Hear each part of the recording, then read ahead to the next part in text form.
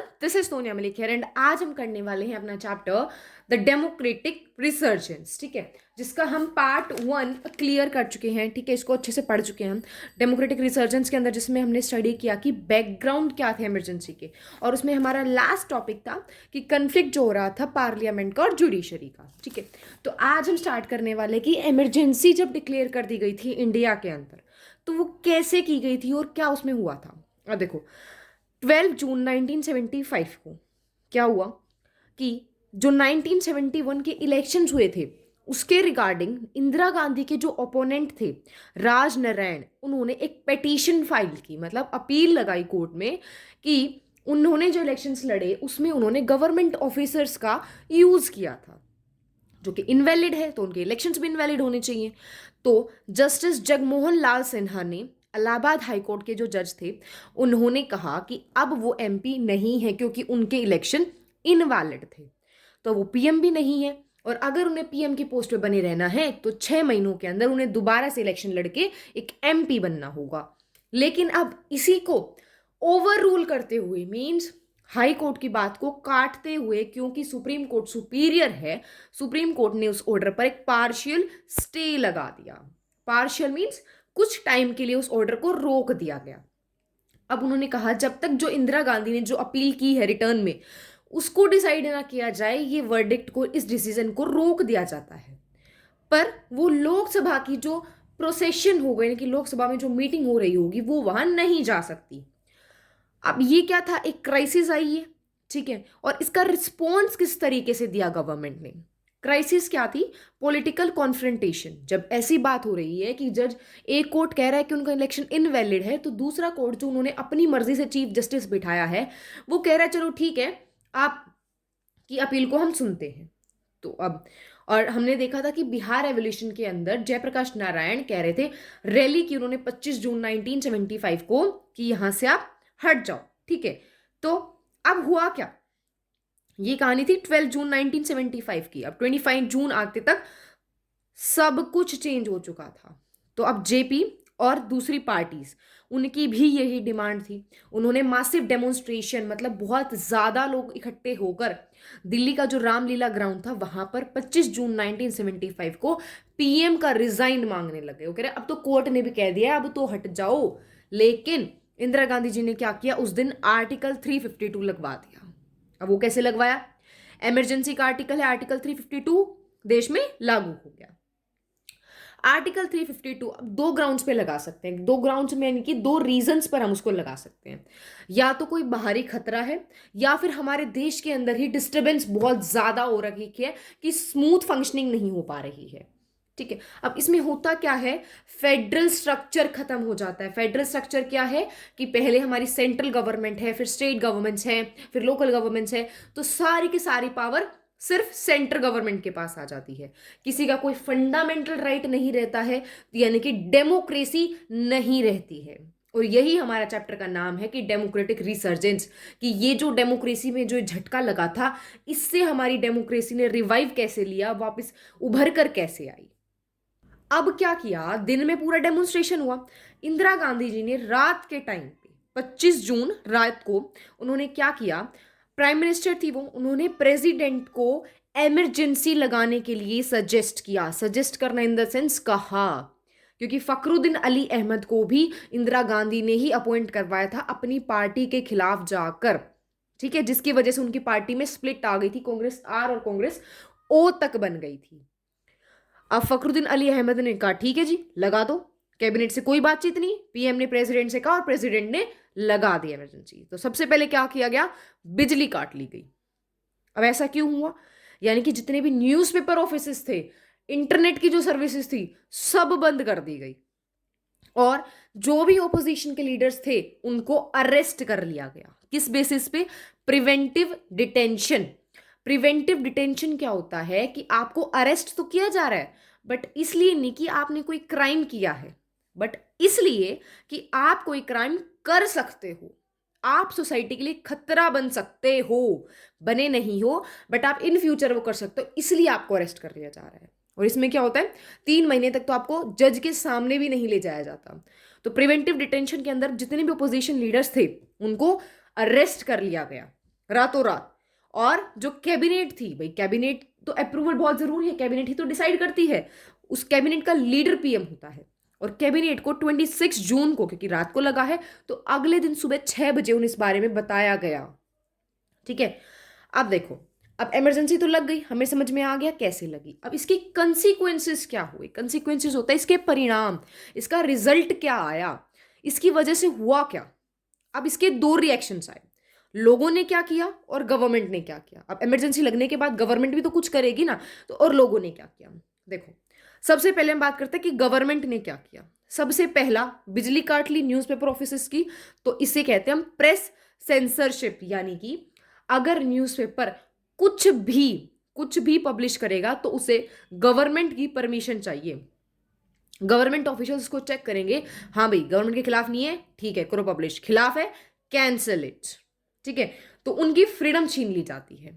Plus जो RSS थी और जमायत इस्लाम, ये जो ऑर्गेनाइजेशंस थी, उनको, राष्ट्रीय स्वयंसेवक संघ, इनको बैन कर दिया गया कुछ टाइम के लिए। यानी कि ताकि कोई भी रिलीजियस सेंटिमेंट्स ना उठ सके लोगों के अंदर। और क्या हुआ, जितने भी फंडामेंटल राइट्स थे उनको सस्पेंड कर दिया गया। सस्पेंड होता है कि कुछ टाइम के लिए हटा दिया गया। अब इससे क्या हुआ, इसमें एक सबसे इंपॉर्टेंट राइट होता है कि अगर आपकी राइट टू लाइफ आपसे छीना जा रहा है, मोस्ट इंपॉर्टेंटली, तो आप कोर्ट में जाकर, जो कि आपका एक राइट है, राइट टू रेमेडी, जो आप हेबियस कॉर्पस के थ्रू लेते हो। ठीक है, हेबियस कॉर्पस एक रिट मीन्स एक ऑफिशियल लेटर की फॉर्म में आप कह सकते हो इसको। ठीक है, उसके थ्रू आप कोर्ट में जाके चैलेंज कर सकते हो गवर्नमेंट को। अब लेकिन ये जो राइट टू रेमेडी था वो भी छीन लिया गया। यहां पर भी कंट्रोवर्सी हुई। कंट्रोवर्सी यानी कि अगर गवर्नमेंट कुछ कह रही है तो उसके दूसरे लीडर्स ने कुछ और कहा, सुप्रीम कोर्ट ने कुछ कहा, हाई कोर्ट ने कुछ कहा, कंट्रोवर्सी। ठीक है, तो अब देखो यहां पे क्या हुआ, हाई कोर्ट ने कहा कि नहीं आप आ सकते हो, अगर आपको डिटेंशन में रखा जा रहा है आप पूछ सकते हो कि कारण क्या है मुझे डिटेंशन में रखने का। लेकिन सुप्रीम कोर्ट ने कहा, अप्रैल 1970, उन्होंने क्या कहा कि नहीं, नहीं पूछ सकते आप, बिकॉज इट इज इमरजेंसी। ठीक है, अब नेक्स्ट क्या हुआ, प्रिवेंटिव डिटेंशन था, large scale displacement of people. अब यहां पे क्या था कि क्योंकि उन्होंने कहा था कि हम 20 पॉइंट प्रोग्राम, जिसको अभी आगे हम स्टडी करने वाले हैं, कि हम लोगों की भलाई के लिए ऐसा कर रहे हैं, तो उसमें क्या था कि जो गरीब थे, यानी कि जो झुग्गी झोपड़ियों में रह रहे थे, उनको हटा के दूसरी जगह भेजा जा रहा था। ठीक है, तो डिस्प्लेसमेंट, बट हर बार तो उन्हें अच्छी जगह नहीं मिली, सिर्फ ये दिखाने के लिए कि यहाँ पे झुग्गी झोपड़ी नहीं, आप उनको कहीं भी भेज रहे हो, सो दैट वाज रॉन्ग। ठीक है, so Turkman Gate was one such area जहां पे इतना मासिव डिस्प्लेसमेंट हुआ था लोगों का। ठीक है, अब लोगों ने इसके खिलाफ क्या किया, देखो, अब अरेस्ट तो कर लिया लीडर्स को, लेकिन हर किसी को वो अरेस्ट नहीं कर पाए। तो जो भी बच गए वो सभी अंडरग्राउंड हो गए, मीन्स कहीं भी जाकर छिप गए, और जैसे ही उन्हें मौका मिला वो प्रोटेस्ट करने लग गए। यानी कि कुछ टाइम बाद की बात है। अब क्योंकि प्रेस सेंसरशिप थी कि न्यूज़पेपर वाले ऐसे कुछ भी नहीं छाप सकते, तो इंडियन एक्सप्रेस और स्टेट्समैन, जो दो न्यूज़पेपर थे, वो क्या करते थे कि जहां पर भी उन्हें गवर्नमेंट के खिलाफ छापा, ऑफिसर्स ने मना कर दिया इसको नहीं छापना, वो नहीं छाप सकते, तो वो क्या करते, उस जगह को खाली छोड़ देते, ताकि लोगों को ये पता चले कि गवर्नमेंट ने इससे हटावाया है। ठीक है, दूसरे ही ऐसे जैसे सेमिनार है और मेन स्ट्रीम है, ये दो मैगजीन थी, इन्होंने कहा कि गवर्नमेंट के सामने झुकने से अच्छा है हम बंद कर दे अपनी इस न्यूज़पेपर एजेंसी को, बंद कर दी। फिर कुछ ऐसे हमारी पर्सनालिटीज थी जिन्होंने अपने अवार्ड्स को वापस दे दिया, जैसे शिवराम करनाथ थे, उन्होंने पद्म भूषण, फनी शवरनाथ रेणु पद्मश्री इन्होंने अपने रिटर्न कर दिए। उन्होंने कहा जब डेमोक्रेसी नहीं है तो। अब नेक्स्ट वो कहता है कि कंट्रोवर्सी रिगार्डिंग इमरजेंसी, कि इमरजेंसी में कंट्रोवर्सीज क्या आई थी। देखो कंट्रोवर्सीज क्या होता है कि जब भी आप किसी दो ओपिनियन है, तो दो ओपिनियन आपस में एक दूसरे के आमने सामने हैं, तो उनके बीच में कंट्रोवर्सी है। तो अब देखो, अब वो कहते हैं, कुछ कहते हैं कि इमरजेंसी लगाना जरूरी थी, गवर्नमेंट कहती है, और क्रिटिक्स कहते हैं ये गलत था। तो गवर्नमेंट का व्यू पॉइंट क्या था कि जो अपोजिशन पार्टीज थी वो इन गवर्नमेंट को अच्छे से काम नहीं करने दे रही हैं, प्रोटेस्ट्स और एजिटेशंस जो हो रही हैं उसकी वजह से डेमोक्रेसी ही फंक्शन नहीं कर पा रही है। आगे वो कहते हैं कि भाई ये जो डिस्ट्रैक्शंस हो रही हैं, हम अच्छे से फोकस नहीं कर पा रहे, और इंस्टेबिलिटी, आज हम कुछ करना चाह रहे हैं, कल पता चल रहा है कहीं पे दंगे हो रहे हैं, तो इसकी वजह से क्या हो रहा है, जो डेवलपमेंट का रास्ता है हम उस पर जाने से भटक रहे हैं। अब इवन जो सीपीआई थी, कम्युनिस्ट पार्टी ऑफ इंडिया, जो कि गवर्नमेंट के सपोर्ट में थी, उन्होंने क्या कहा कि एक इंटरनेशनल कॉन्स्पिरेसी हो रही थी इंडिया के यूनिटी के खिलाफ। मीन्स कॉन्स्पिरेसी क्या होता है कि जब कोई बाहर वाला, एक तरीके से जो सेंध डालने वाला काम होता है कि हमारे यहाँ के सीक्रेट कोई बाहर बता रहा है, या फिर कुछ बाहर हमारे कुछ खिलाफ सोचा जा रहा है, हमारी यूनिटी के खिलाफ, इंटरनेशनल लेवल तक उस बात को पहुंचा दिया था। और ये कहा गया कि जो जयप्रकाश नारायण है वो ये सोच रहे हैं कि जो हमारी रेडिकल पॉलिसीज हैं वो मिडिल क्लास के लिए अच्छी नहीं है। रेडिकल पॉलिसीज होती हैं वो पॉलिसीज या वो इम्प्लीमेंटेशंस, इनिशिएटिव्स जो सोसाइटी में चेंज लाना चाहते हैं और पुअर की साइड लेकर वो चेंज लाना चाहते हैं। अब क्रिटिक्स कहते हैं कि इंडिया में ऐसे बहुत रेवोल्यूशंस हुए हैं बट कभी ऐसी इमरजेंसी लगाने की जरूरत नहीं पड़ी, और लोगों के पास राइट है कि वो पब्लिकली प्रोटेस्ट कर सकते हैं। ठीक है। अब और इम्पॉर्टेंट बात क्या थी, जितने भी एजिटेशंस हुए थे वो सारे पीसफुल थे और नॉन वायलेंटिक, उनमें किसी में भी हिंसा का यूज, हथियारों का यूज नहीं किया गया था। और इवन जो होम मिनिस्टर थी, यानी कि जो होम मिनिस्ट्री है जो इस काम को देखभाल करती है कि ठीक है पूरे इंडिया में अच्छे से काम होना चाहिए, rule and law and order रहना चाहिए, उसने भी ऐसा कुछ कंसर्न नहीं दिखाया।